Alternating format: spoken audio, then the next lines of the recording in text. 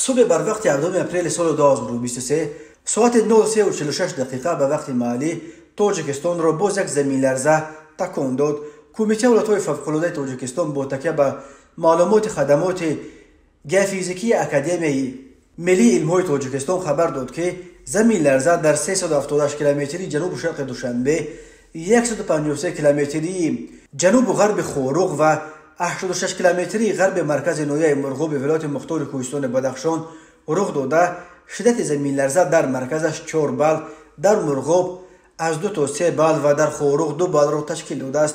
کمیته ولایت‌های فوق‌العاده گفت درباره یگان تلفات یا خسارات بر اثر این آفت طبیعی گزارش نشده است. بنا به اطلاع پایگاهی که زمین لرزه های رخ داده در سراسر سیاره را پیگیری و ثبت می‌کند، این زمین لرزه در 82 کیلومتری شهر مرغوب در نزدیکی مرز تاجیکستان با ولایت شینجان اویغور چین در عمق همگی 10 کیلومتر رخ داده.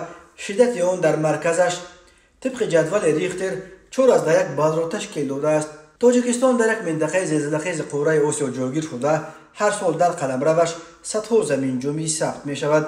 بر اثر زمین لرزه شب 23 مارس سال 2023 که مرکزش در اطراف دهه پلدارک نویه کوهستان مشچو بود، در مجموع 368 خانه از جمله در نویه کوهستان مشچو 318 خانه، در نویه رشت 32 خانه و در نویه نورآباد 17 خانه ضرر دیدند.